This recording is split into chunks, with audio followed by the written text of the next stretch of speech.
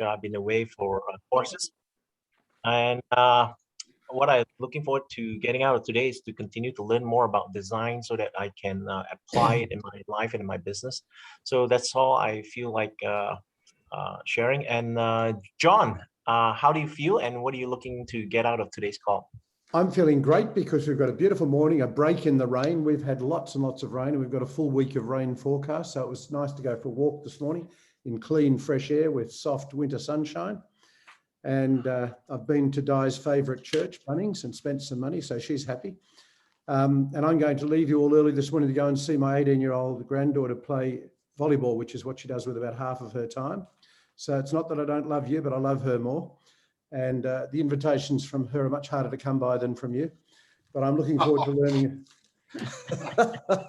Looking forward to learning what I can in the time I've got available. So thanks very much. Lisa, how do you feel? What do you hope to take out of today? Thank you, John. Please, the noise behind me is my teenage monsters. I'm feeling pretty good. I'm glad to be on the call, and I'm just looking forward to reconnecting, seeing where we're up to, and then carrying on and learning something more. Eddie, nice to see you. How do you feel? What would you like to get He's gone. Oh, you did. Sorry, you were right at the beginning, weren't you? Manu, how do you feel, and what would you like to get out of today? I feel good. Waking up, still dark here, cold.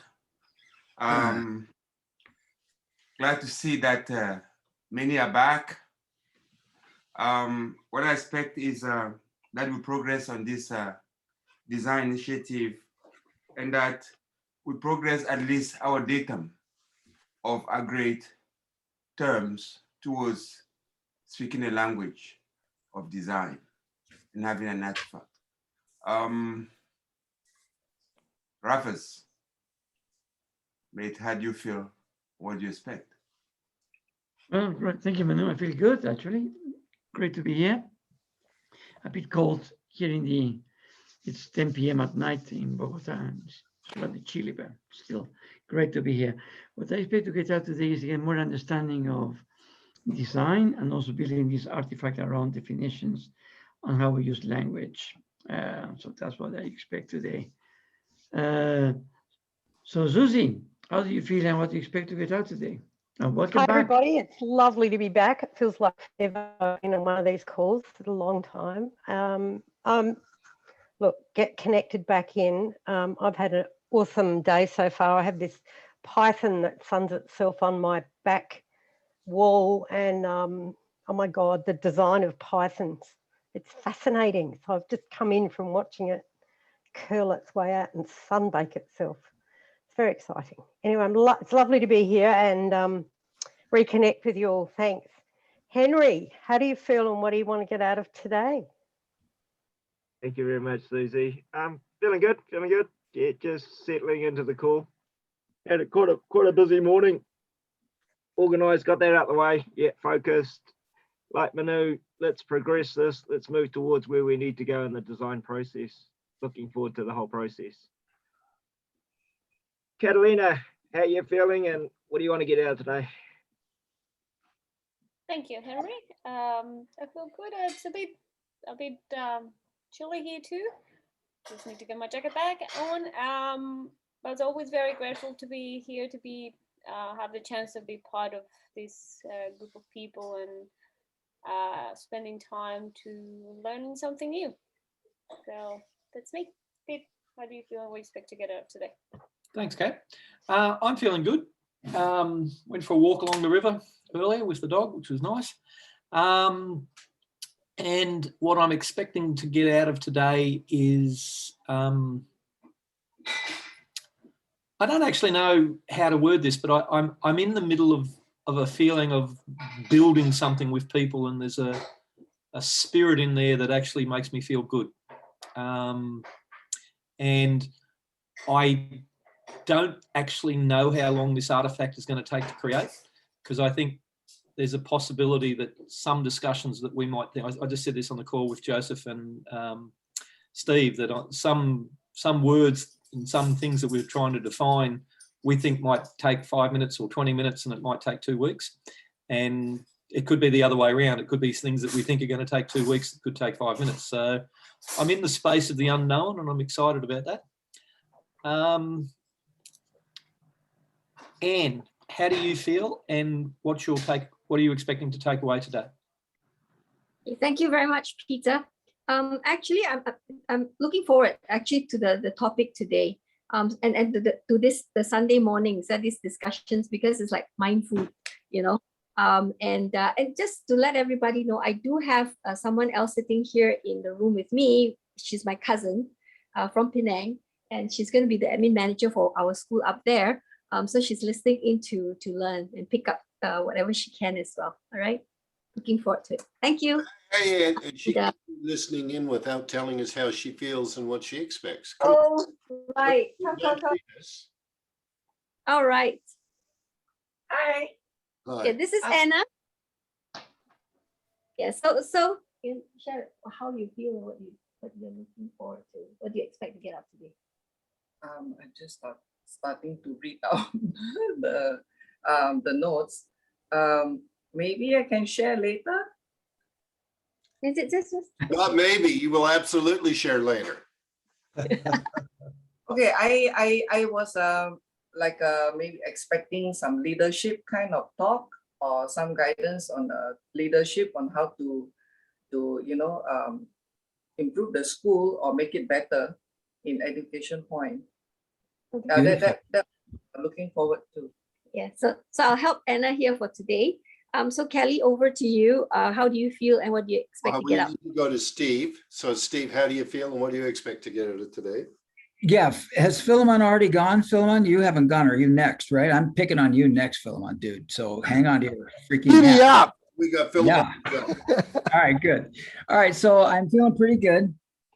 It's not like we've got the tiger by the tail or anything like that. Oh no, we're just tackling 40 crazy questions that Bucky asked, and somehow they relate to design, and somehow that relates to my personal destiny, whether that relates to my family, my business, or whatever. And I like the fact that we're trying to create definitions that are applicable.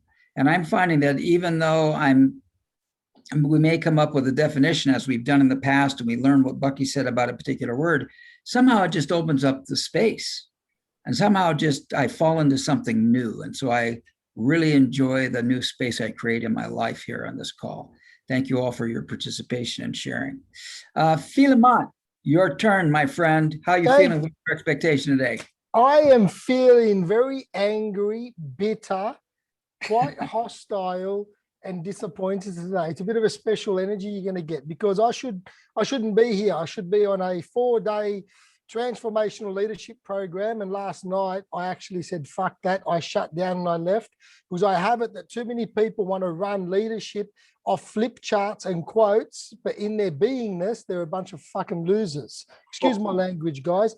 And I'm in the process of reinventing leadership to the youth of tomorrow, and that's the game I play. I love and what you do. I just do it very, very differently, and I've researched you in the last week. I'm a construction guy, so it comes out different, but I stand for what you do actually. And down the track, we're going to have a conversation, but I'm just sick of the traditional thinking that can't tune into a room and they can't tune into people.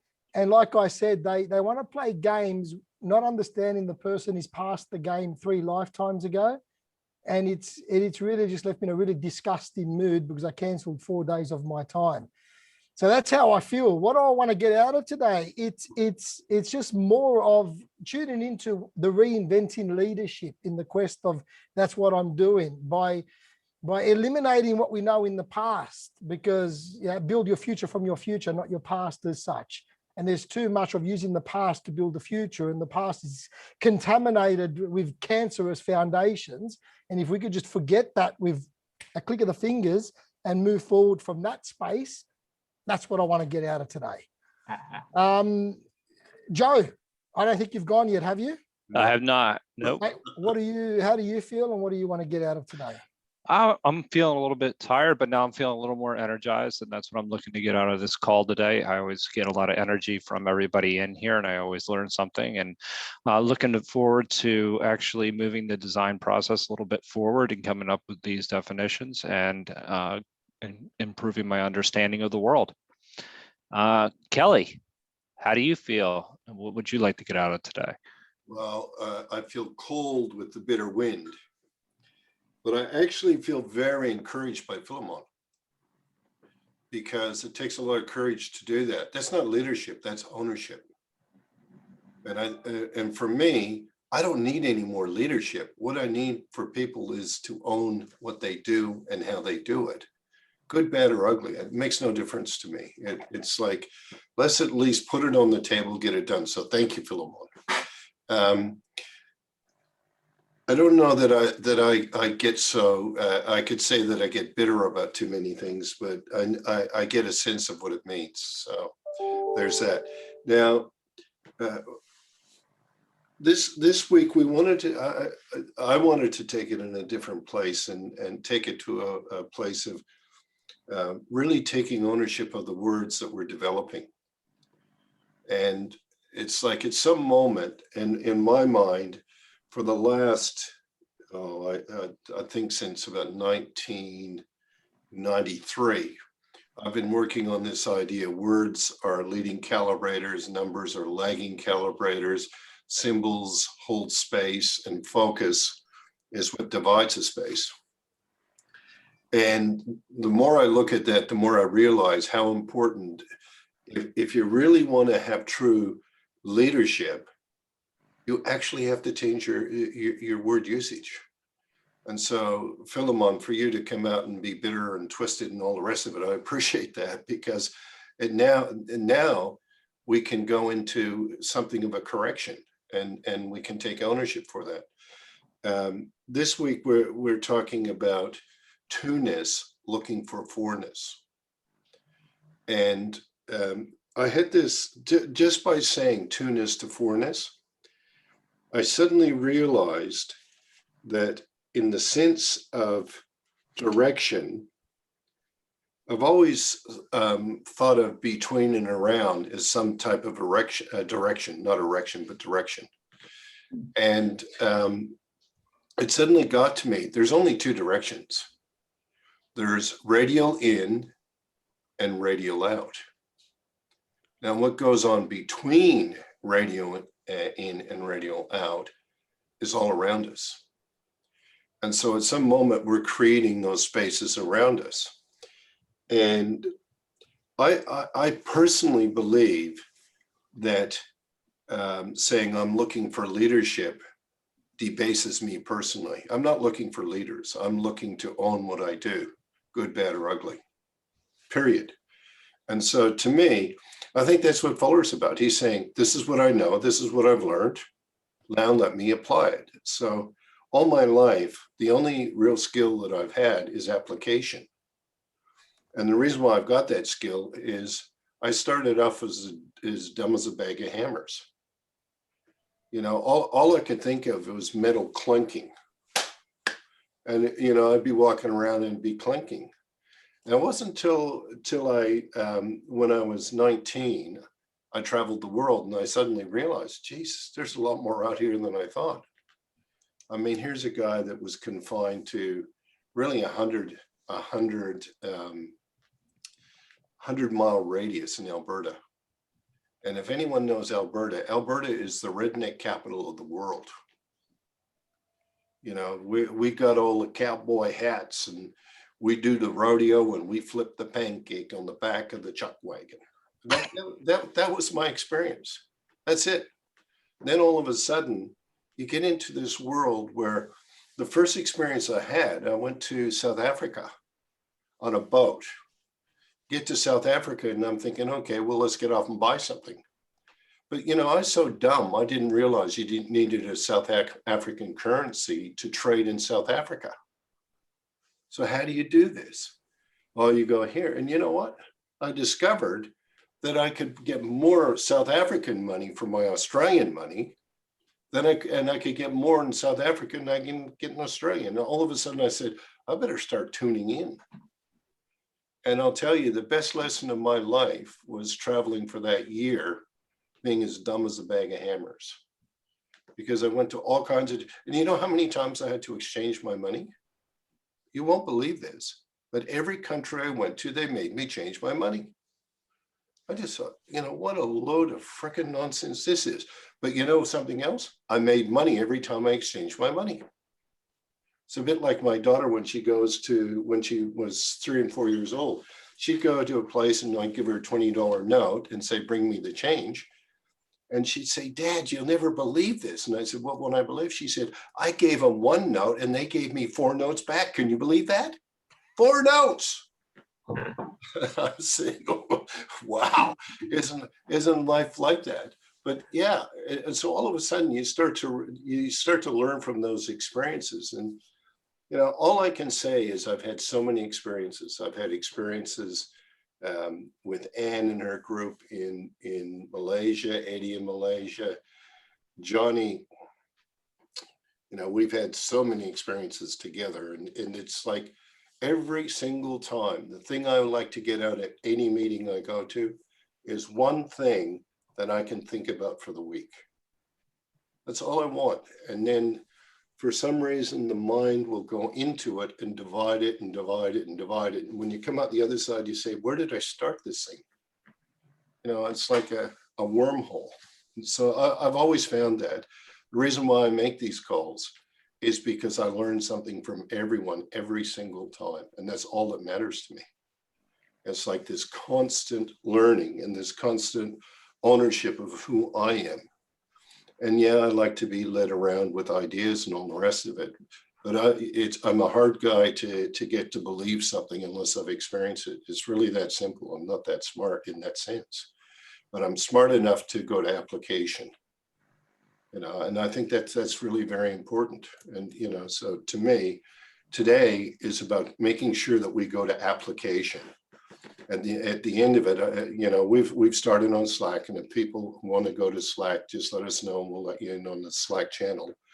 And we're starting to build words in that channel, words from this group, what they mean to this group, and could they expand out to other groups and be important to those other groups. So really, that's what we're trying to do. And Steve, being a lot more diligent than I am, I'm a guy that just goes out there and says, okay, throw it on the wall and see if it sticks. You know, I'm a Higgs boson guy. You know, throw it on the wall and see what picture you get. And you'll get that if you ever come to my house and you look at my office, you'll see that I just throw shit on the wall and see what sticks. So with that, Joe, will you read today? Absolutely. Okay, now let's see if I can get the right one to start with. I got so many different things open today because I really do. I start the week off from this call and I just open all the notes I have for many, many years. And I say, oh, how does that fit with this? And then I'm constantly weaving and turning. So what we won't start, we'll look at looking for foreigners. Words of the week are agreement and cooperation at this moment. But Steve, I'll pull you in and you can you can come into it once we read fuller. Is that okay with you? Please, that sounds great with me. And just as a word, agreement and cooperation were in our discussion just prior to this meeting. Okay, good. So let's see if I can get this down to where I want it to be. Okay, so where we're going to start this is because people. Sure. Because people thought of the nucleus only as oneness, they for long missed the significant two-ness of spherical unity and as manifest in the atomic weights in the periodic table of the elements. Okay, so anyone want to make a comment on that?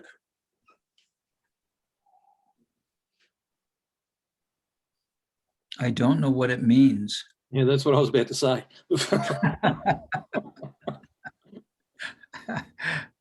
I can imagine that a nucleus was seen as like the center of the thing, like the black dot in the middle. And then as they got to look at it, that nucleus is possibly made of particles that have different atomic weights. That's all I can assume. Well, I don't know. Could we assume that there's always something around it? Yeah. Yes. Yeah, I'm actually watching a video last night on the Milky Way and galaxies, because it's been an interest of mine lately. And in the old days, I can't remember the years and all that, they would see the nucleus as oneness, but as technology has evolved and I can't remember the astronomers as such, but they've now found 100 billion stars within this nucleus, for instance. And so they've looked in within it now, and they're starting to see all this different, what's the word used here? Well, different elements, different spherical unities making up different things. But from afar to the naked eye, it just looks like one thing, or to the technology of earlier. And as we move further with technology, I dare say we're going to start identifying within the identification process more clarity towards this. So would we say that at that moment, oneness becomes aware of aroundness? Mm-hmm. What's So all? so there's a nucleus, and then there's something around the nucleus. Is that what you're saying, Kelly? Yes. So now there's two instead of one. Yeah, it's in. When Fuller talks about periodic table of elements, on the atomic level, you have a proton and a neutron. That's the nucleus, and around that is the electron. Is it? I take, the electron is the spherical part, is it? I don't know, but that's kind of my reading of it. And I love that, but I think that Kelly's point, I think the first and obvious thing that everybody misses, there would be no nucleus if there weren't something around it. So as soon as I identify the oneness of a nucleus, I've got to say there's some other that surrounds it. There's other, exactly. There's some otherness there. And I think that's the first level. And then I think, Henry, your conversation is good too, because I just looked up nucleus of a cell, and hell, there's a whole bunch of parts in there. There's chromosomes in there, there's membranes in there, there's all sorts of things, so yeah, we start with something and then start dividing it. Yeah, exactly right. We go into division. Okay, keep going, Joe.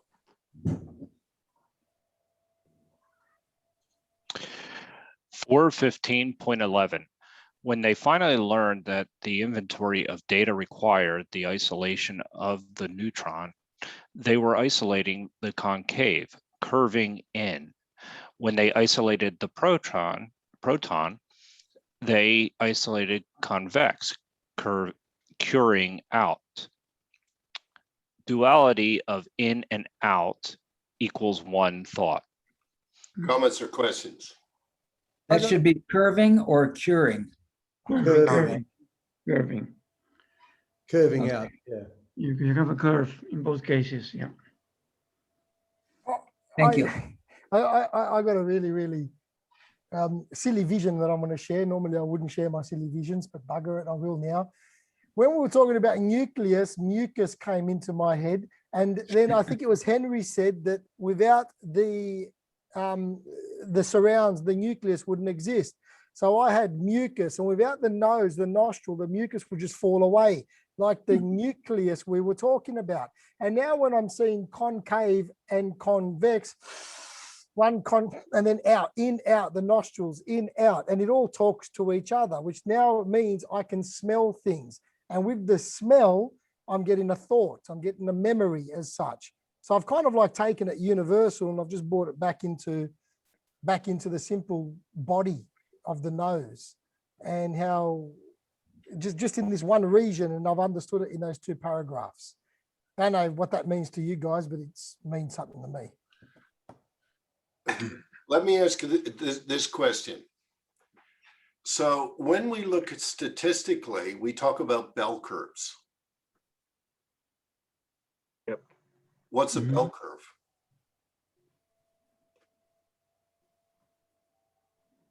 Statistical representation of curving out. Yes.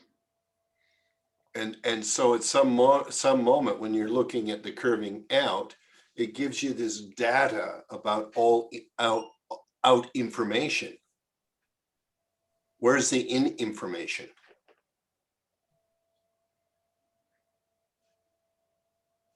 Does that make sense, Manu? No. You're moving out. When you draw a curve like this, what are you doing? The in is inside the out. So we have out formation and information. Yes. You have, What is, if you have the unity, you have to have concave and convex working together. yeah. But what is, to me, the most important here is that whatever unity that you talk is always a notion of dynamic equilibrium. Yes, exactly. Dynamic equilibrium. That's what in the balance is dynamic. So you have a cluster which are, say for example, the nucleus, which are in motion forming the cluster, and you have another cluster. So you have two boundaries. So the event of a two in, out is actually involving two, call them spheres, that are interacting. One from the point of view where you are is in, the other is out. It's absolutely, you know, we tend to talk about that without remembering that background, that it is everything in motion. Yeah, and when you think about going in and out, it actually starts when we're measuring something, we're going out and we get, that's why when we lead out with words, we're creating this curve this way. Then all of a sudden we're measuring them and you're creating it coming back again. Yeah. So as you're going like this. Yeah. And go ahead, Manu. And it's important to know that the in or the out can only be defined at the border. Say that The again. in, Say that again. the in and out can only be defined at the border. So the second and specifically at the point of interaction of two borders. And that's only when you can define the in and out. Yes. That's why you got to look at spirals and spheres. Yeah. The sphere creates the boundary or the border, and the spiral is the precession moving out to that final. Energy flows to the least line of resistance. Energy always flows. Either way, in or out. I have something to add to the bell curve, right? Because the curve, generally, when people look at the curve, it's the line that's important, and the information where it curves out at 68% is important. But actually, when you really look at it, it's what's inside, the number that's inside within the line that's actually the one that's important. So people react to the curve on the outside, but they generally don't look at what needs to be done for the inside. Just a thought out there. And why 68%? That's what the bell curve states, you know, that 68% where the curve is, if it's at its highest, that curve, that part is 68%, because people are, average performers are 68%. That's the biggest portion of the bell curve. And then you have 16% on, and you have another 16% on each side. Yeah. What you're talking about at that moment, and could it be critical mass? Yeah. Okay. That's what I was going to say. Because a bell curve is not a line, as you say, and is a cluster. Correct. It is a cluster of things, of a pattern. And then you can imagine two spheres like this interacting. And there is kind of a fluid around them. So what happened, I think the 68%, as Kelly said, has to do with critical mass. Further than 68% in that, start changing the pattern, start changing the shape. It's the new pattern something else. Developed. Yes. So when you look at 68, yeah. So if you look at Fibonacci talks about the new pattern around 59, 60, 61%. as the new building blocks start to build out. So if you're looking at it and you're saying, okay, I've got critical mass. So now if you look at, you've got this thing going out, and then you've got what's going on the in. And as Manu says, on the boundaries, you start to see the new wave being formed.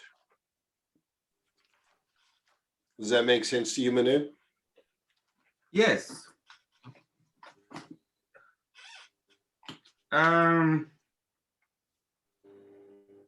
Okay, I don't want to confuse this, but I sent away, when we talk about the Fibonacci, I did a small writing. I sent you, Kelly, do you still, but it's going to confuse this call. Let's not go there. Let's stick with critical mass. It's going to confuse. None of us are confused right now. If you're looking at this thing and you're saying, I think it's very important the point Ann makes about the 68%. But it's the first time I've ever heard of 68% in that. It makes more sense to me now than before that, because we're really looking for critical mass of something. And it's going to, as Manu's saying, it'll create a new pattern, or it'll move towards the new pattern. And now you have all the particles moving towards it. Does that make sense? Let me make sense of it, what you call a normal distribution, the bell curve. What you do is that basically, in practical terms, you always kind of clip the two extreme out and concentrate around the mean. And the volume that is concentrated, the numbers that is concentrated around the mean is about 68%. That's the way practically a lot of people use the bell curve. You have a distribution and you assume that those occurrences that are too far from the mean haven't got a lot of significance in terms of determining the behavior of a group. Therefore, you clip it away, you cut it away. Yeah, you cut away precession at that moment, Manu. Yes. Okay, let's keep going, Joe. 421.03. Unity as represented by the internuclear vector modulus is of necessity always of the value of 2, for it represents union of a minimum of 2 energy centers. See section 240.40. I'll have to get that. And any comments, any questions on this? There's the 2 nostrils I was talking about. Yeah, there you go. There you go. There's another. If you got 2ness, what's connected to your mouth then? My ears. What's that? My ears. I would have thought it's your mouth and your asshole. Well, definitely for Philemon, we know. Other people, it could be their ears. Other people could be ears. Well, we've all got opinions. We need to express them just like an asshole, I suppose. Exactly right. Okay, let's keep going, Joe, before we get too far. All right. 502.03, complexity. Experiences are never elementary, ergo they are always complex. The concept one as unity is available only in respect to 1/2 of 2ness. There is no experience without the finite furniture of 2ness. Comments or questions? I really like that. I don't know why, but listening to that, I hope somebody's got something. That's a really nice paragraph. This whole conversation so far for me has, in my feeling body, what we're discussing is what I call a pulse, an in and an out. It's like a pulse. Everything pulses, in, out, in, out, in, out. Okay, and so when it pulses, do you think it's fair to say that it'll pulse radial? Yeah. Yes. See, that's the whole thing about the ripple effect. So when it pulses, and so when when it pulses, is it coming from the in moving to the out? I'm not sure, but it's definitely pulsing and then interacting with, you know, the outer and the inner. It's like a breath, pulses in, pulses out. Yeah. And where does it distribute to? Well, what it next touches, and then that pulses. Oh, so that's why we have masks now. Yeah, well, I don't know. I can't answer that. I just thought I'd drop it in there, Susie, just for some fun. And Kelly, and what you were just saying is very relevant to what I was watching last night. And I can't recall the galaxy, but within the nucleus of it, they found this really big star, and they recorded it on I don't know if it was the Hubble telescope or whatever it was, and it showed in live time the speed of light in that many hundred thousands of whatever light years away, and how slow it pulses and how slow it moves. So as they showed the photographs over time, and you could clearly see the ripple effect coming out, radiating out very, very slowly, which also goes to show through life, I dare say, that the ripple effect can be instantaneous, but also very, very slow. Yeah. Okay. So, John, you're about to head off. Is there anything you want to say before you go? No, thanks, Kelly. Okay. So I'll Got make plenty going on up here. Okay, no worries. Okay, so this thing about complexity and people talking about, you know, keep it simple, stupid. The complexity is complexity. Yeah. It's like the second you do that, it's like, what's keep it simple? Well, there's complex and there's complicated. Yeah, exactly. Yeah, I was about to say that. Complex is just more. Yeah, a system's complex, but complicated is cluttered. Yeah, yeah. So there's that, and with that statement, I know in many other calls, often you will say unity is plural, minimum of two. Is that where you get it from, Kelly? What about complex and complicated, or it's stuff like that? I'm not sure in the context, but no, about unity.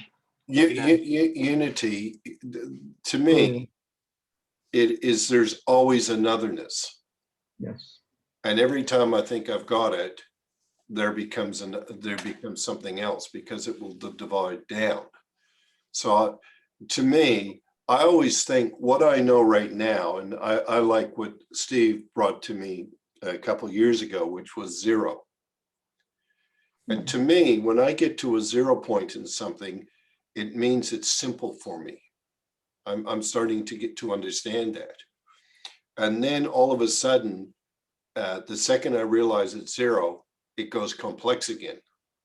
And my job at that moment is to make it simple by understanding what it is. So it goes simple, complex, simple. But I think what happens is we go simple, complicated, and I like what Joe just said about noise. We get all of that stuff in there. We've got to work through the noise to get back to simple again, if that makes sense. Does. Yep. So from my perspective, I hear a lot of times, I hear people that want to be leaders talking about keep it simple, stupid. I'm a long time off that train, because I realize that I've got to go in. I realize that it's absolutely brilliant that you got somebody that says they feel bitter and twisted, because now you can deal with bitter and twisted. But if they don't say it, it's always there. It's like I used to always say when I would talk to groups of people, I'd say, you think that you can get your pile of shit and sweep it into the corner and put a carpet on top, and you pound it down in there. But the funniest part of the whole deal is we all know it's there because it smells. It always goes somewhere else. So as simple as it gets for me is I believe that I have an inventory of knowledge that's quite simple for me. And then when I get on these calls, it now becomes complex because there's so many different relationships I don't understand. And my job at that moment is to simplify it, get it back to simple again. And the way that I find I can do that is through the words that I speak to myself. And I always, and Henry, you'll remember this. Which one's that, mate? When Kiyosaki used to listen to the people in our call center and talking on the phone. And he, Right. Oh, yeah, right. he used to wet himself. I mean, the guy would just about, he would be snorting with laughter. And I said, why are you laughing so much? These people are trying their hearts out to do something for you. And he said, well, the bottom line is they don't realize they're talking to themselves. They're always talking to themselves. The level of understanding that they have, they talk to themselves. And when he listened to one call where a guy spoke for an hour. And he said, that's just like his life. He talks for an hour. But where did he get to? And so at that moment, you get a very different understanding. You're always talking to yourself. What's the point? Remember that, Henry? Yeah, that was our boat driver. Yes. But that is a good point. You are always talking to yourself. So it's quite significant because when you're having conversations with people, the words they use, it's their words. It's not your words. So from that, I actually do space myself away from that, from an observation point of view, because often people are projecting their thoughts and and their feelings, and it may not necessarily be relevant to you, but they'll try and throw that onto you or put it out there. See, that to me is the division of ownership and leadership. Will I own the word, or do I take leadership from someone else with the word? Yeah. So it's. Are you in agreement with what's going on? And I'll give another example of that. Was Kelly and me were walking in a mall, and there was the table there that had a little sign that said, "Oh, you can only sit there if you buy our food." And Kelly sat down and he said, "I didn't agree to that."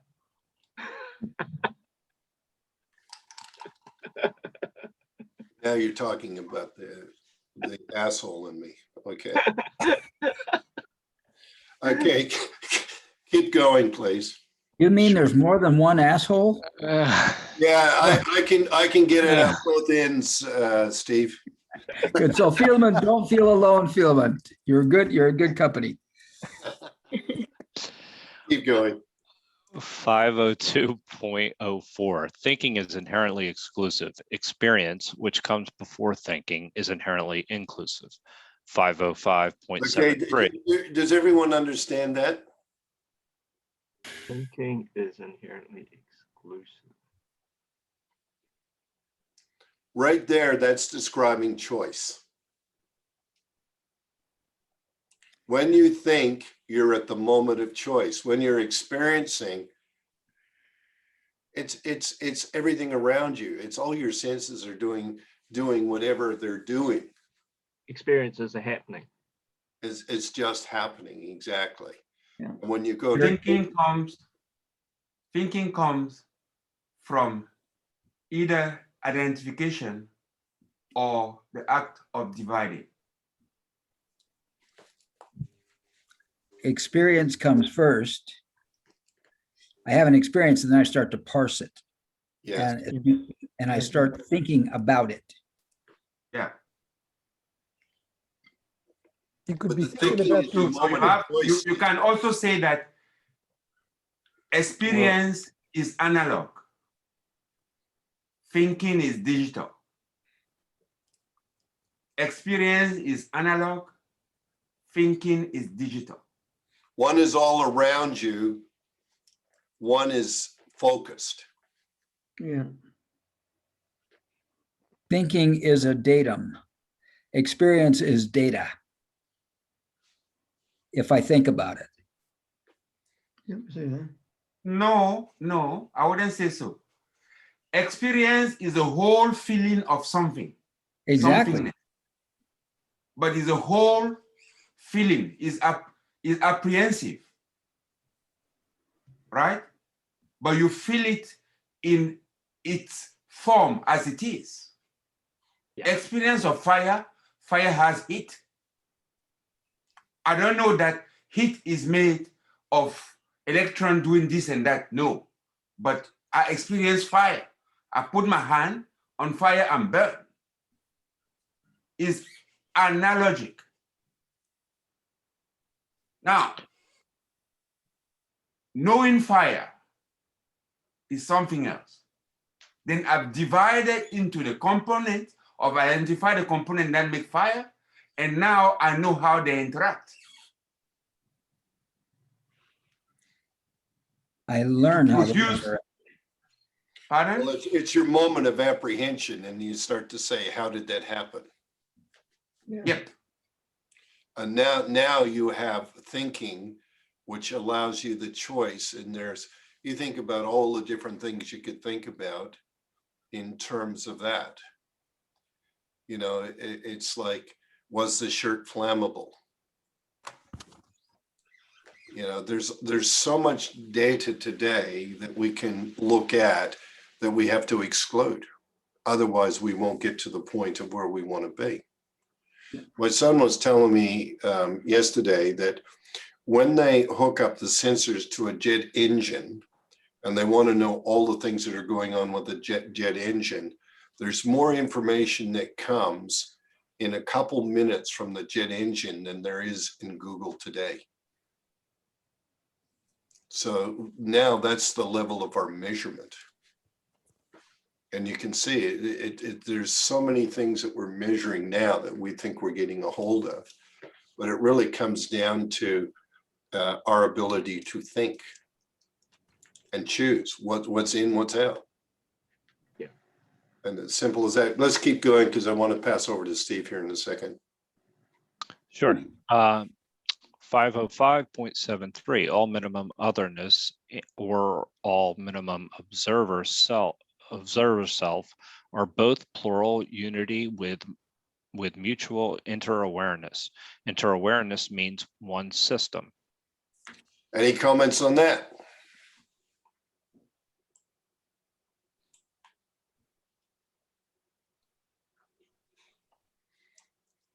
That's an important one for you, Eddie. Do you know why? Interawareness? Well, but it says interawareness means one system. Well, it's finished down below. It's one system aware of another system, or the outsideness of a system aware of its systems insideness. So those 4 lines need to go together. Yes. Yes. Woo. But when you look at that, when you start to say thinking is inherently exclusive, Eddie wants to design. We want to design something. When you want to design something, your job is to work out what to exclude. Inclusion is already there. And if you're wanting to develop a system, you're developing a system for what you want to be there. It's your event. It's not a universal happening. Does that make sense? Yeah. So I have to choose like what to exclude. And Well, you have to choose what you're designing. It's like when you gave me your description, I had no idea where you're going. So you when you get to your definition, you have to be very clear of your definition. What is it that I'm designing? And so choosing a lot of the words you used were words that you've heard from somebody else. This is uniquely you. So choosing is defining the for what, right? Choosing, I don't quite understand where you're going, Manu. Is defining the for what. You're designing for what? The object of your design. Yes, and then you've got to look at it and you say, I'm heading towards this design. What's the fastest way to get towards your design? Yeah. Does anyone know what the fastest way to get to your design is? Sell me the formula. It's language. Okay, good. You see, sell you the formula. Everyone wants to know the formula. And the Absolutely right. The fastest way to change anything is to understand you're always speaking to yourself. That's the point. And so when you're speaking to yourself, what are you saying to yourself? Yeah. I swim in a pool, walk with a woman every day. She's 84 years old. And, you know, she'll say, people are saying, oh, I can't do that. She said, don't use that word can't. That's just not a word you can use. Of course you can do it. Right? And she's in the pool because she's had a hip replacement. And she's there every day. And what are you doing? She knows everything that's going on in that whole place because she makes it her business. It's her choice to live. And a lot of times you can hear people speaking the other way. No big deal. It's just how aware are you of your design? Does everyone understand the point I'm making? That point that you make about your 80-year-old friend saying don't say can't came up in a meeting with some people I had the other day, and it became really apparent. Would you please say won't, not can't? Would you please take ownership? Please take ownership of you have no desire or motivation to do whatever this is, rather than say can't, which kind of is giving it responsibility somewhere other than the self. If I can feel, when I feel the words, they have a certain vibration. Can't implies that somebody's imposing something on me. Won't says that I own, I do not want to. Yeah, exactly. But I want to emphasize there's a difference between the word and the language. So when somebody says I can't, it's the way they say I can't. You mean, so what you're saying is the tone of it. The tone, the word could be the used speed, a heap of different ways, but the tone behind it is the fuel of the motivation or the lack of it, or the vibration of it, and how it's received, and actually how it's sent. Exactly. It's all about the transceiving. How did I send it? How was it received? You can have a word, and when you agree on the word, now it becomes the intention of the word, and then it's the expectation of the word used. What effect will that word have? Does that make sense? Makes sense, yes. Thank you. And I think there's a difference between can't and won't. To me, this whole concept of ownership versus leadership, you know, I think my brain hears me say I can't do it, and I know how I use that word. My brain knows how I use the word can't, and it means I can't. But when I suddenly switch my paradigm to realize, well, I probably could do it if I put enough effort into it, therefore I'm going to say I won't do it, I'm giving my brain a different message. And I think that won't is much more powerful than can't because of this concept of ownership. And although it's vague, the concept of ownership versus leadership, to me, this is the difference between cooperation and collaboration, because there's a sense of surrender to leadership under collaboration, which we need to discuss because not everybody believes that. But cooperation means I'm cooperating. Therefore, I'm in ownership. And I'm owning my paradigm, you're owning your paradigm, and we're working together towards a common goal. I'm sorry to make that complicated. I think the brain hears something different. I think the word says, I can't says something different than I won't. And I think I don't have to explain language. I don't have to explain anything. All I have to do is say to somebody, you can't or you won't. And we'll have that discussion for a while. And pretty soon that person will own the fact that the only reason why they can't is because they won't. And at that moment, that brings into design function, brain stores and retrieves. Exactly. What are you storing? What are you retrieving? And then he goes into mind is the relate and interrelate. And it's very, very specific in when he says it in design. So we got this storage. If we're storing, I can't, now all of a sudden it's you can't, whatever the hell that means. And I'm amused every time. I mean, there will be at least every day she has a discussion on people telling her what they can't do. So anyway, it's just one of those things. Okay, Steve, over to you. Whoa, I'm having trouble breathing right now. What would you like me to, where would you want me to go? Well, we've got two words, agreement and cooperation. I want to set down the guidelines for us to start defining those words so that at the very least, we've got a situation where we're starting to get definitions going. So in Slack, we're going to start to develop the group's meaning of agreement, cooperation, and any other word that you choose to take in. We've got 40 fuller words, but I don't think they're adequate enough anymore. I think the world is long past those 40 words. But let's discover it together. And Good. so because you're the word guy, Raphael's going to keep you in order, mate. Yeah, absolutely. Raphael, if I say a can't or a won't, you let me know, okay? If I'm not differentiating, if I'm not dividing and calibrating properly, because it is about, to me, words are about calibrating. And it's interesting because Joe and Kat and Peter and I, before this call, we've been taking on this assignment. Okay, we're going to help create this artifact.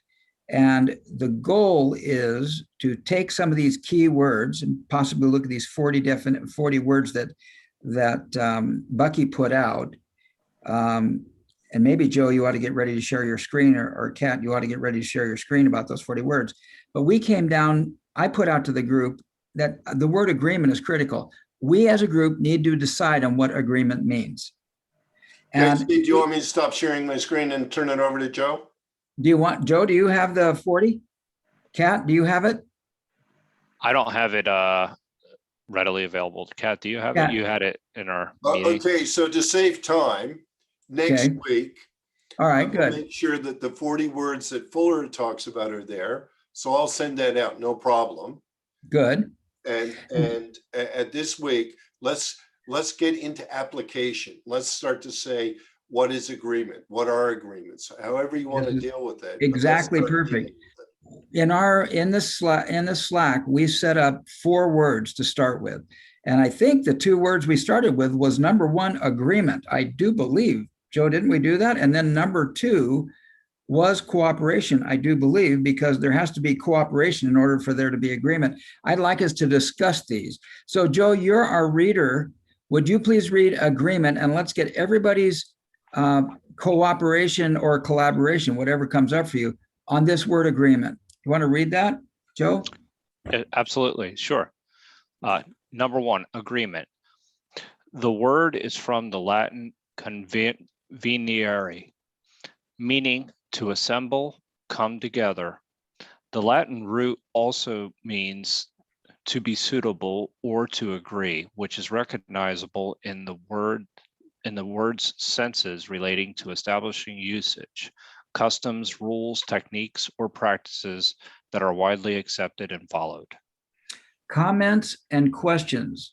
Are we willing to accept this definition from Bucky as what agreement means? From Latin, meaning to assemble and come together. We're going to come together in terms of how we're going to use and refer to these words. Any conversation? What comes for me is to convene. From Yes. Latin, to convene. To convene, to assemble, to come together.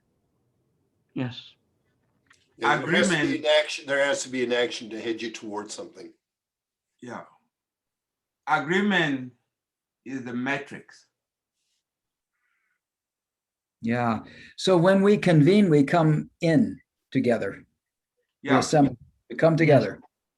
And then we look out and say this word agreement means that we have assembled here. We've come together in Yes. the same And place. if I take the definition of matrix, it say something within or from which something else originates, develop, or takes form, an atmosphere of understanding and friendliness. So that your matrix is your tensile, as Kelly say, your tensile strength. What is the matrix of this Bucky cup? So what you're saying, Manu, is that we assemble together in something out there, and the something out there is the matrix? No, I'm saying something. The matrix is that grid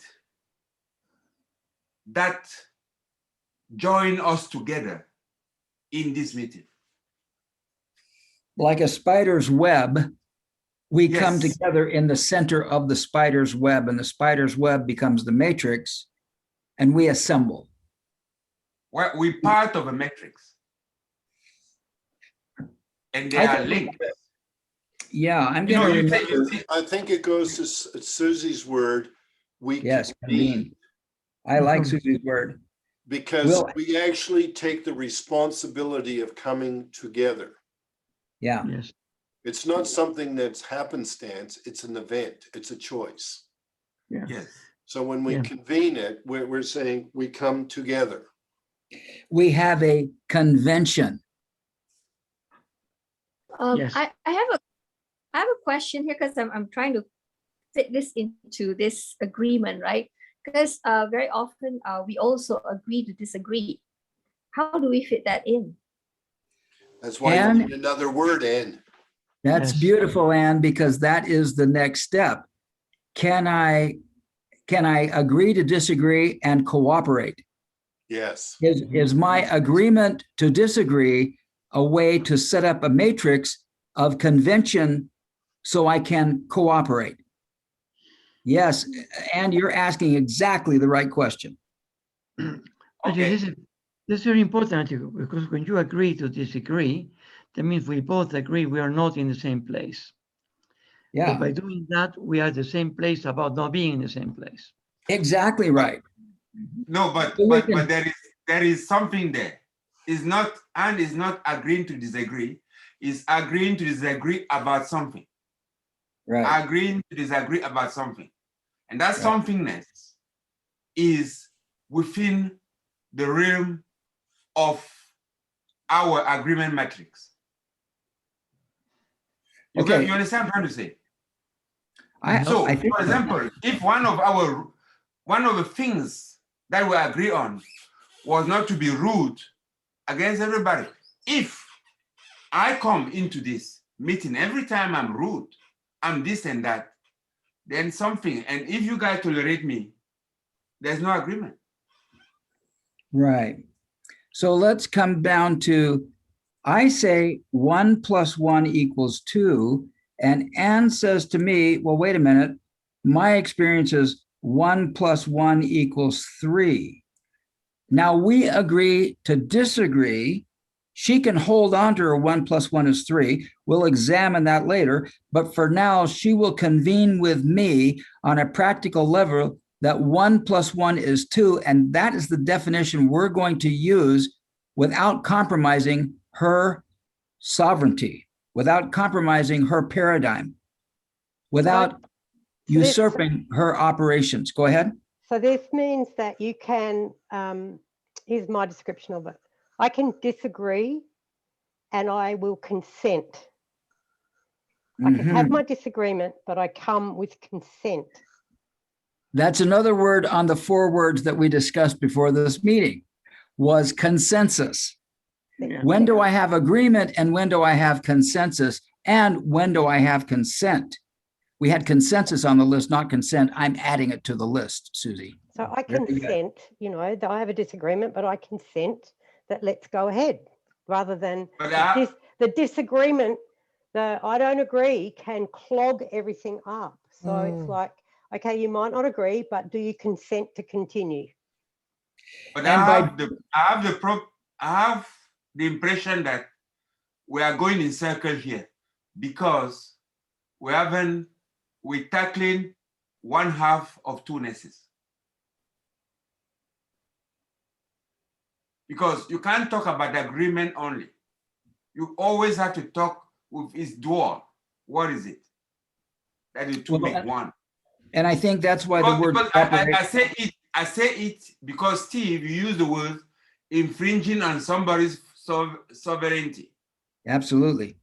No, if you are in an agreement, you are put aside what you call the so-called sovereignty of the one of where you were, and then you agree to be a dynamic, call it relationship, with the other house in such a way that you have integrity of a system. And Manu, that's the reason why cooperation is the next word on the list. Yeah, but the two have to go together. That's what I'm saying. And I think the word cooperation. You will not define agreement without cooperation. I agree. Joe, do you want to read cooperation? Let's discuss that one. Absolutely. Cooperation. Cooperation is important because it allows people and groups to work together to achieve a common goal or derive mutual benefits. Cooperation exists at many levels and takes place between individuals and organizations, as well as between states and countries. Because people thought, I read it. Sorry about that. Okay, thank you. Is So I think this cooperation comes an back. obligation? What? Is cooperation an obligation? What do you guys think? No. Yeah. It's a commitment. Right. It's the very commitment. But when you say, it's like, I find as a franchisor, I always find this interesting because people are willing to pay me a lot of money to use part of our system. But if they don't cooperate in that sense, then why bother? To me, the second I get to that moment of we're cooperating in this system. And it's almost an obligation at that moment to follow that, good, bad, ugly, or great. And then the question is, am I willing to move? Well, and it comes back for me. Anne says 1 + 1 is 3. We as a group create an agreement that 1 + 1 is 2. Anne can hold on to her 1 + 1 is 3 idea and wait for a later discussion. And she can agree to cooperate with us based on our mutual agreement as to the application of that word within the context of our business structure. Yes, but Steve, where there's a leak in what you said is that the two would not coexist in a teleological way in your system.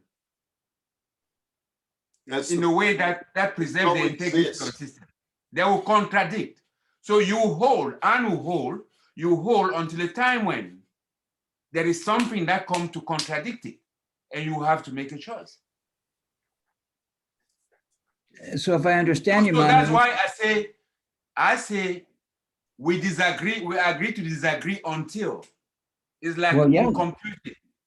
Absolutely. Then, so, okay, or the instruction in the Fortran programming continue until. Exactly right. That's why Anne can say continue until. Yeah. This condition fulfilled. Then yes. Correct. Henry? That's why Anne can say, well, I know that 1 + 1 is 3, but right now there's no practical application for that. So I'm going to agree for now. I'm going to go 1 + 1 = 2. And we're going to apply that now and cooperate based on that system. So is that the moment that you say, Anne, I'm willing to collaborate with you on the 1 + 1 = 2 or the 1 + 1 = 3? Well, I'm not clear on collaboration, but I think that's when I would cooperate with her because I understand she operates a little bit differently in other systems, but in this system, she's going to cooperate with us because we said that for our application, 1 + 1 will be 2. And if I am a good manager, a good team member, I'm going to wait until, just like Manu says, suddenly one day Anna's going to say to us, hey, this is the case when 1 + 1 is 3. And now we get to stop and look at our definition one more time. Yeah, so now what's Ann doing? Yeah. Yeah. She is cooperating. No, at that moment, she's collaborating. Collaborating, yes.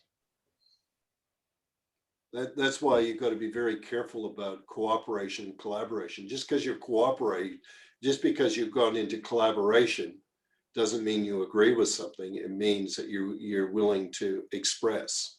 Exactly. Cooperation is working inside the boundary of what Working agreement is. inside the agreement. Exactly right. You have agreed, and not even to you. A better word is you are agreed to experience. Yes, agree to experience. Yes. With these boundaries. With these boundaries. With these, exactly what you're doing is building boundaries. Right. The words become bounded vectors. That's very good. Words are bounded vectors. Yes. And they're bounded by definition. Yep. Mm-hmm. Wow, is that a mouthful? And are we close to the end of this evening? Well, Steve, I think you've done a brilliant job of taking that place, and I think that as part of this call, we need to take that 15 or 20 minutes just to do what we've done, and then it'll filter through people's own experience, and they'll come back and tell us.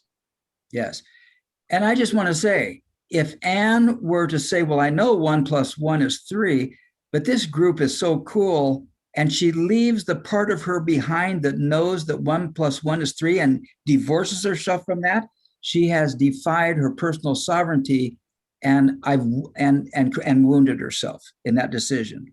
So I can cooperate without violating my own personal boundaries. I just need to disclose. You guys, I'm willing to go along with this definition. 1 + 1 is 2, but I happen to know there may be experiences where it doesn't apply. I'm going to hold back. But right now, you've got 100% commitment from me that in this application, in this system, 1 + 1 will equal 2 until it doesn't. And I'll tell you when that is. Okay, and so with that, Steve. Yeah. You want to get the ball rolling on how people feel and what they got. Well, Anne, it would be terrible if we didn't start with you. How do you feel, and what is your takeaway today? The weird thing is there is some sense to that. What may sound like nonsense, the 1 + 1 equals. Yeah, but yeah, thank you.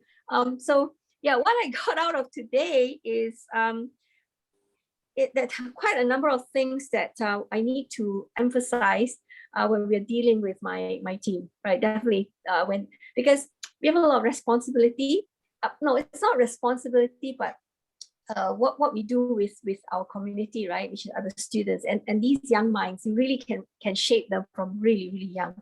So what I'm getting out of today is there's so much more we need to do to make sure that they are leaving, the whole education ecosystem with a mind that is just open to the way the world should be working and not confined to what the textbooks are saying. Yeah, even more so. Thank you. Thank you for that, Stephen. And wait, what about the person to the left of you?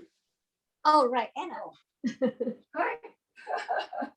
Okay, the whole 1 hour really mind-blowing. It really opens up my mind to so many things, and my goodness, I'm way far behind. I explore a lot of areas there. And the best part was agree to disagree. Perfect. So cool. What's his name? Stephen. Stephen, you're so cool. No. I love the concept and your statement. You're really cool. Awesome. Choose that. What did you get out today? Okay, I have to choose today. Okay. Manu? I just had the feeling that you were going to come to me. Yeah. That's cool. That's cool. Thank you. I love your the speech made by you on different topics. Oh, that's really good. So what do I do? What do you get out today? What do you get out of today? Yeah. And how do you Thank feel? you. I really feel good that you have this injection of positive energy into the meeting today. Maybe it's because of you. It means that you have to stick to the group. Maybe this was Anne's invitation to you and it's going to stand. But it's really good. What I've got from today is that, in actual fact, whatever we talk, there is always the background of dynamics of energy flowing. So when we talk about agreement, we're agreeing on a framework within which we are going to apprehend, comprehend the flow of energies in order to identify patterns for something. And the way we do it is agreeing to that, cooperating into that, and being flexible to accept different point of view, being decisive into making choices, and I hope progressing into something. That is the forward part of it, the teleological. I think here, Bucky say, to the betterment of whole humanity. What is that we adapted to into this group is up to us. So I really feel that we have progressed. We have had a feel of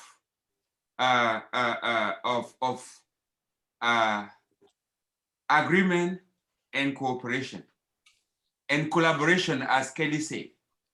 And that is something that is always dynamic and valid until something happens. And then we learn. And that is the very essence of pursuit of veritas, of truth. I will stop in there. Otherwise, I'm very, very grateful this morning. It was cold here. It was hard extracting myself from bed, but I'm happy. Sue, how do you feel?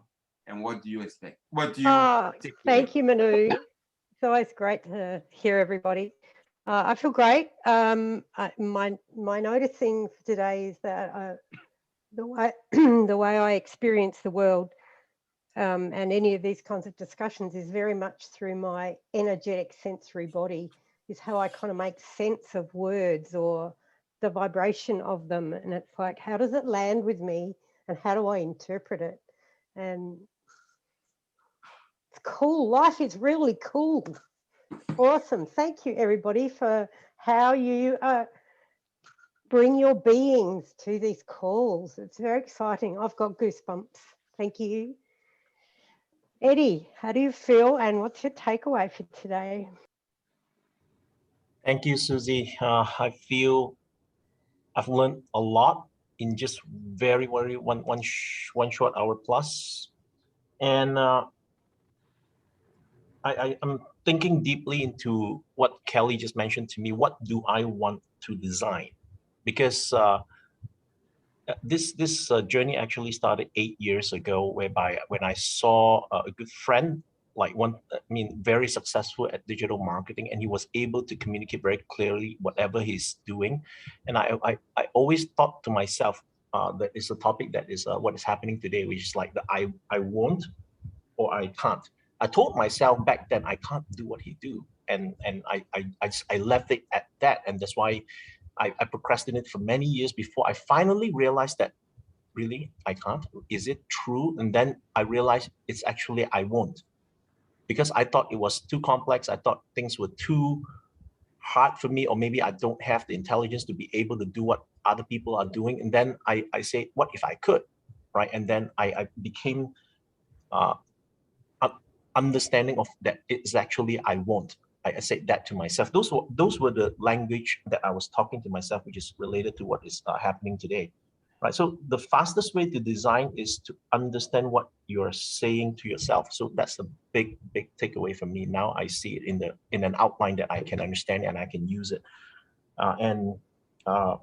What else do I get from today is like to decide what to exclude, because in marketing, I guess I can't include everyone, right? Because if I target everyone, I target nobody. So I need to think about that too. And I would still think a lot more about what Kelly told me about what is your profession, right? And I don't know if I even have an idea on how to answer that question even right now. And because I want to think about why am I using so many language or the words that somebody else is imposed on me, right? So I got to think about that. And of course, agreement, cooperation, and collaboration. I only have one question. If anybody can answer that, would be what's the difference between cooperation and collaboration? So we'll do all. that next week. We'll do Yes, that sure. next Thank week, you. Eddie. Thank you. Thank you. And So that's you all. lead the conversation. You lead the conversation, okay, Eddie? Right? Do your research and bring it to us, okay? Thank you. All right, and, thank you. So, Henry, how do you feel, and what is your takeaway for today? Feeling great. Thank you, Eddie. Lots of things to take away. The can't, won't is an interesting word usage. I mean, can't, yeah, don't use the word can't. That was something that was drilled in ages ago. I think Robert wrote about it. And his way of turning that around was saying, rather than use the word can't, ban yourself, use the words, how can I? And then get on with it. So I like the discussion. There were some good words in there. Sovereignty, ownership. That's significant. I mean, it reminded me of just actually before I came here, and I got into a situation, and the words that came out in here was gratitude, and it annoys me when people aren't grateful for what you do or your effort. And I'll give you the example was I was at my mother's place and I went over there and I mowed the lawn and did all these things, and I finished, and then we were sitting down having lunch, and for 5 minutes all she could talk about was I didn't sweep the grass off the edge. Yeah, wow. You know, I've taken my time. It's my day off. I've done this, and all you can complain about is I didn't clean up that little bit because she had to go back out and do that. You know, I just blew up, eh? For me, that's just gone too far. And even if you're my mother, you don't get to speak to me like that. It's just the way I am. It's who I am. So you know, so I look at these words of minimum otherness, minimum observe the self, plural unity with mutual inter-awareness. That's significant because that's your interaction with other people, your otherness. How am I defining myself? How am I holding my space? This is me. This is who I am. And you know, Kelly knows that. I've pissed people off all the time. You know, you won't come across me unless that happens anyway. That's just life. And we all learn as we go along. So it's good discussion. It's reflective. And we evolve over time. That's why, you know, I do have more patience now. You know, patience, those are things that I learn. You know, you can blow your computer up and say, oh, that's your space now. I don't deal with that anymore. Thank you. It was a great call. Philemon, how are you feeling? And what did you get out of today's call? Oh, Henry, I knew you'd pick me and I wanted you to, based on that. We are very, very similar, my friend, and we must have the same mothers as well. They must talk to each other. And yeah, I'm a small doses person. I'm an abrasive son of a bitch, and I really, really push people for themselves, and I get under their skin for them, not for me. I got heaps out of today. I came in, obviously the way I came in, Susan, you missed it. And I took out a lot. It was like the session was tailor-made for me, to be honest, even though it wasn't, but it was just so seamlessly integrated with what I've got going on right now. What I got out of it, there was some great stuff in the chat, but like everyone else, I got the whole I can't and I won't. And the way that that ties in with ownership and leadership. I got up a moment ago and I've got a 6-meter whiteboard here, and I've got all these words: identity, leader, structure, essence, real you, your real story, your free, and I've got to cross through each one of them. And it's the end of this program I'm building, and I didn't know what the word is. And I got ownership somewhere else within that pattern. And then after today, I got up and I moved it, I crossed it out. And with all those words that I've crossed out because I don't suit what I'm doing, I've put ownership there. Because like I said, I'm looking at reinventing leadership as such. And I like ownership over leadership. It's a step above leadership, I think. So I got that. And Manu said something in the chat that was really cool. Where is it? As I scroll. Yeah, and something that happened to me last night, which made me just hang up on the 4-day program, was I said I won't be doing something. Like simply, I won't be doing it. It's not happening. And still, they put me in a position to do it. Now, and I like what Manu wrote. I won't. I have decided not to, even though I could. And when I read that, Manu, it was like it was for me. In that instance of where I was last night and this morning. Sure, I can, but I just choose that I don't want to do things. I don't have to jump through certain hoops. I jumped through them years ago. I don't have to prove anything anymore. I've become very, very able at a certain thing. And just because you've got a troop of circus monkeys that are jumping through the hoops, I'm choosing not to. Been there, done that, passed that, earned the right to. So thanks for providing a session specifically tailored for me today, everybody. Catalina, how are you? How do you feel? And what did you get out of today? Thanks, Philemon. As usual, very appreciative of everyone, and you've the realness, and you just who you being is generally sometimes enough to just to I don't know, to teach something. Sometimes we don't need words, even though words are the leading calibrator. So I've there's a lot of to take away today, but I think that is as the main point for everyone is the point of ownership, of taking full responsibility for choices and saying, I just simply won't, or I will. You know, that's a big point that Susie B just brought up, and it's kind of that piece of not the word is not clarity, but just I just simply kind of really resonated. So and I think that it resonated with everyone, that it comes back to ownership, and that ownership is just personal responsibility and you know, choice and commitment, which is, you know, going to cooperation, which is commitment to agree through the experience in the boundaries.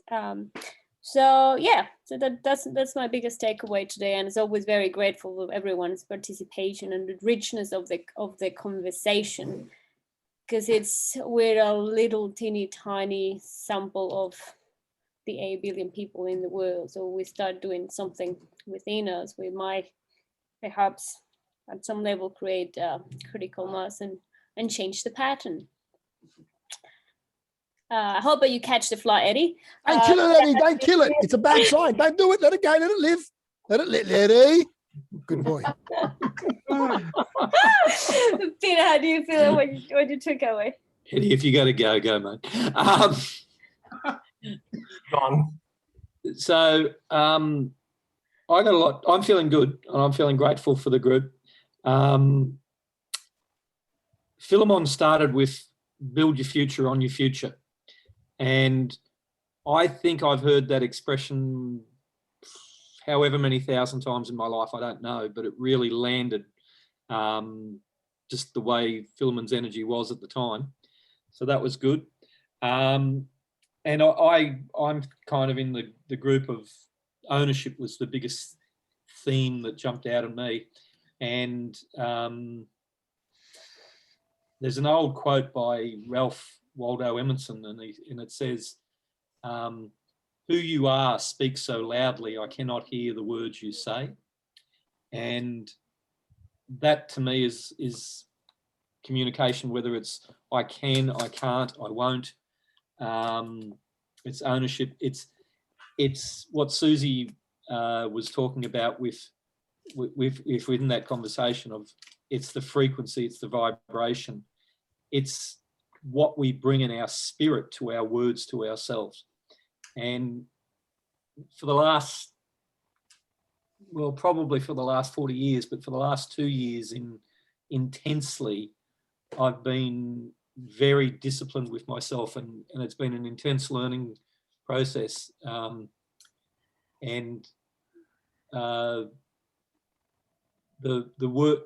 essence of what it is about if I say it, it's true, and that it's true to myself, and that am I accountable to it?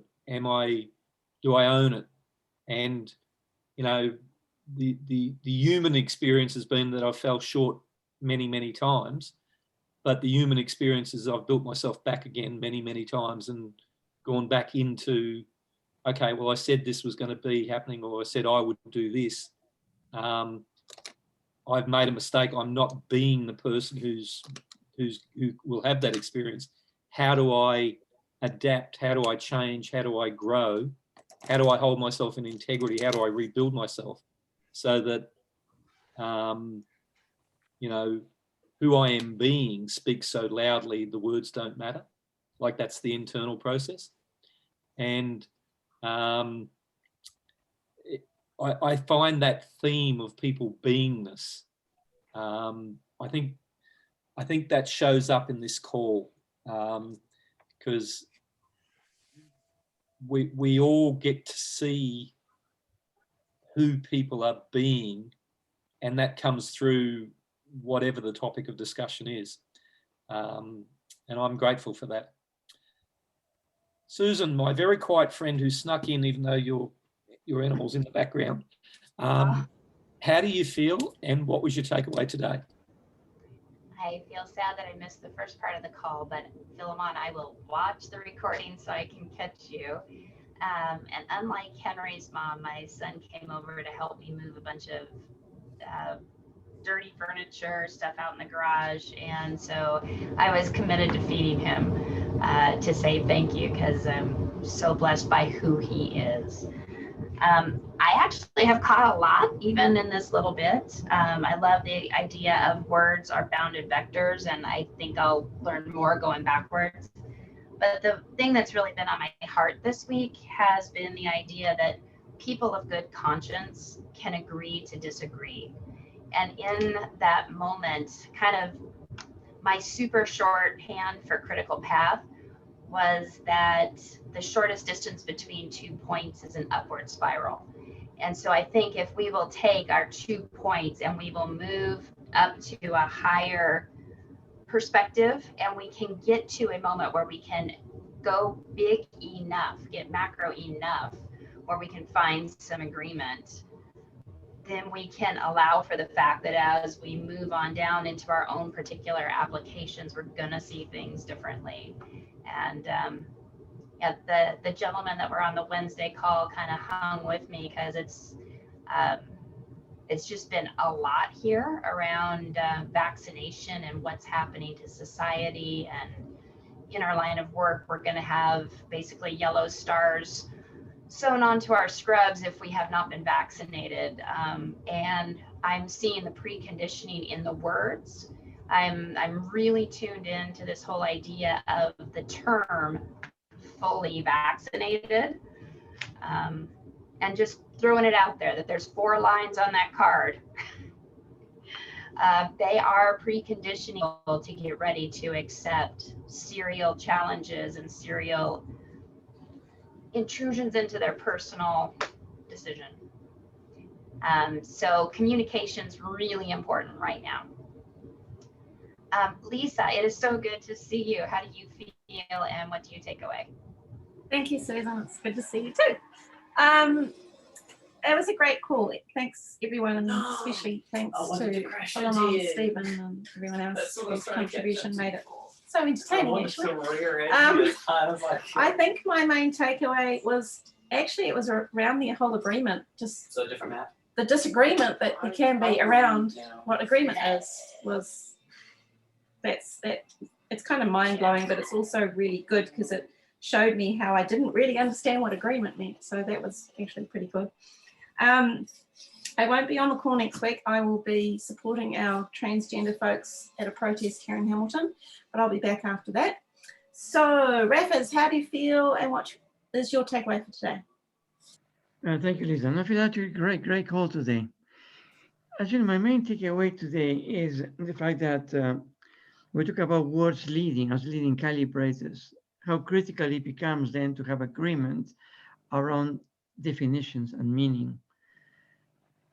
And that relates to how we relate to a team, a group of people. Even in this code, actually, we have, I mean, quite a very important set of agreements, how we start the calls, how we finish the calls, the agreement that we have about how we conduct ourselves in terms of respect, tell your truth, be on time, etc.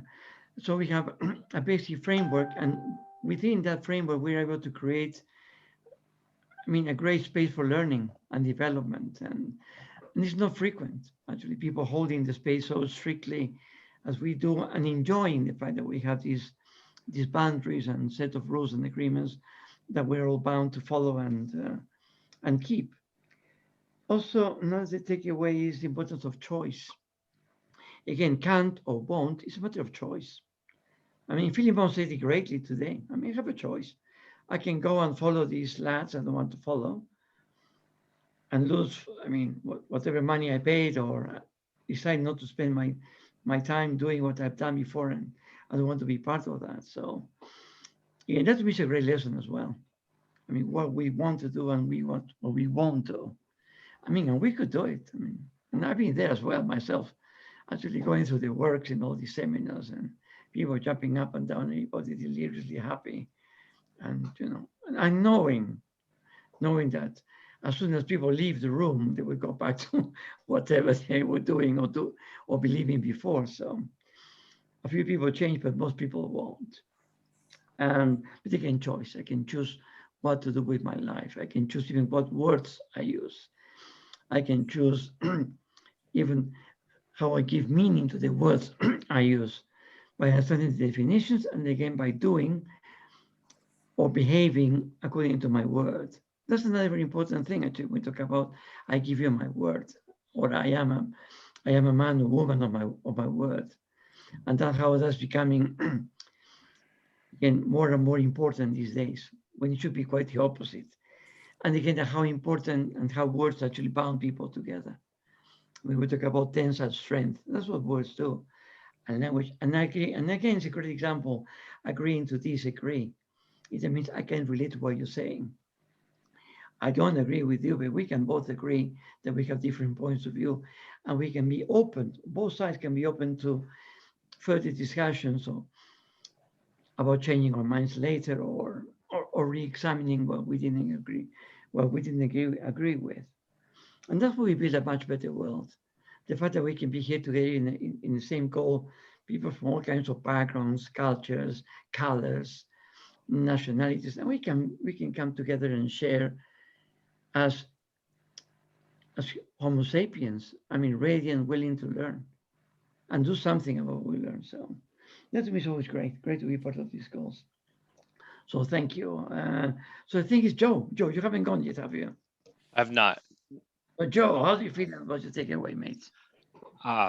You know, I feel extremely fortunate to be part of these calls on every level. It really means a lot to me. I always leave here a lot more energized than when I came in. And it just the opportunity to even do something like read and contribute in a way, because I take so much from these calls, from the knowledge of everyone else.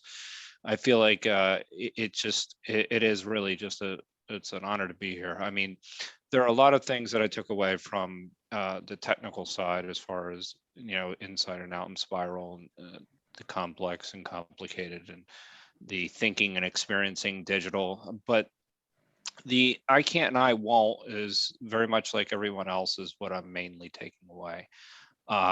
Because there have been many times in my life that I have told myself I can't, and was really telling myself I won't. And that transition is a very difficult one to make, and I'm still making them. So it's something that, and how ownership plays into that is kind of critical. So I thank everybody because this is really especially meaningful. I mean, obviously there's a lot of great things, and then also the discussion and as far as the definitions went, I thought was really fabulous, because it really it helped me understand what it's going to take to actually come up with a group of definitions for these words. And it's a big challenge.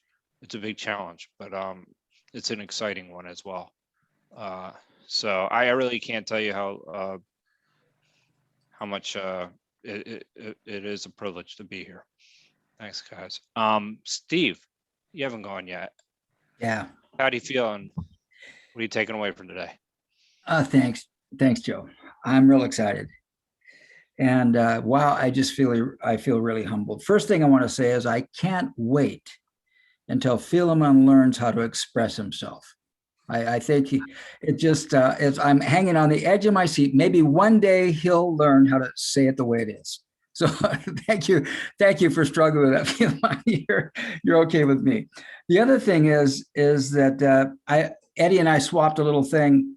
He's going to present collaboration versus cooperation in 2 weeks' time. So Eddie, if you would please prepare that. Well, we may end up talking about it next week. So before you come on 2 weeks from now, listen to next week's recording just to make sure you're incorporating that. But what I'm really interested in is the thought process that you're using to come to your definitions. Do you get it? To just read a definition, anybody can read a definition, but to say, here's what it meant to me and here's how I transition. I'd love to hear that. We got you on the calendar for 2 weeks. Okay. Awesome. Thank you. Thank you. You betcha. Anna, I'm so delighted that you hung out with Anne and that you had I was going to say the balls, and I shouldn't probably say that you had the courage to just be here and share and participate in this. And Anna, I'm sure you are welcome anytime you want. You can always get a report from Anne as to what's going on, but get your own Zoom and come in and argue with us. Okay, not argue, discuss, collaborate, and cooperate. Okay, really good. Susan Cortesi coming up with this. Now listen, you guys, the shortest line between 2 points is a spiral up. Now, what the hell sense does that make? It's so beautiful. I talk about a process called successive reapproximation, and that's exactly what it is. The shortest line between 2 things is a spiral up. Let's see here. So then we got Eddie, Anna. I thought that what was really subtle, and this is why Raffers is such a powerful member of the group, is he listens, he contributes, he throws things in, but all of a sudden he starts attaching behavior to the idea of a word. Whoa. It isn't so much what I agree to say this word is, it's what I do about it. And that was a really subtle thing you did there, Raffers. And I thought it was very powerful, very subtle. And at some point that will affect our conversation. Let's see, I'm sure I'm leaving somebody out somewhere. But I just want to say that unlike Philemon, I have some feelings about the fact, unwilling to express my feelings. I'm willing to express my feeling that Kelly started out today's presentation. And the first thing he opened up right at the top was agreement and cooperation. Then he moved past it. I'm going, wait, That's what we need to talk about. It was so great that we went through all that complicated stuff. And then Kelly, you brought us back to the foundation. You know, what is agreement? What is cooperation? And I think that we got to come back to that at the end of every conversation, because we discuss all these ideas. What can we come back to? So I'm just honored and thrilled to be here myself. This is a religious experience for me. I don't know. I felt some emotion right there. I am not clear that even I used to teach in church for 8 years. I was like, my group wouldn't get into this conversation. This is hairy. This is good stuff. So I'm honored to be here with everybody else. Kelly, how you feeling? What's your takeaway? First of all, I'm very, very grateful that this group demonstrates agreement and cooperation. I'm very grateful for that. And I really appreciate the fireball on the call, you know, when he came in and said things people just don't say. Which is really important. If we're going to change something, we have to actually take ownership. And ownership for me, everyone talks about responsibility, responsibility, and responsibility. The duality is responsibility and sovereign accountability. One has to be accountable to themselves. So it's great to have leaders and all the rest of it giving us ideas, but sooner or later, one has to be accountable to self. And, you know, anyone that's done as many dumb things as I have done in my life realizes that I have to be accountable for my stupidity. So I accept it, and, you know, maybe one day I'll actually learn something and make a difference, but there you go. The thing that I take away from the call is a bit of a slip, and Ann Tam made the slip when she said, oh, it all sounds like such nonsense. But are you spelling it N-O-T, not sense? Or do you take it from Fuller's not, K-N-O-T, not sense, is a pattern integrity. So when you look at it and you start saying to yourself, there is a not in this, that becomes its pattern integrity. That's what it is. And so it's better to deal with the not sense. And so I don't know whether anybody's ever read R.D. Laing, The Book of Knots. I can, if you can, I will, if you will. And we create all these knots. So what I take away from today is the idea of not sense, which is a pattern integrity. So we do have a pattern integrity, and we do talk about nonsense. And I really take away, I never understood that bell curves had this 68. Yes, it is R.D. Laing, and it is knots.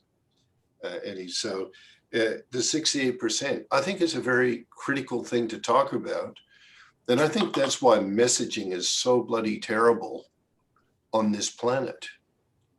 Is because when we're going out to message something, we're not accountable for a message.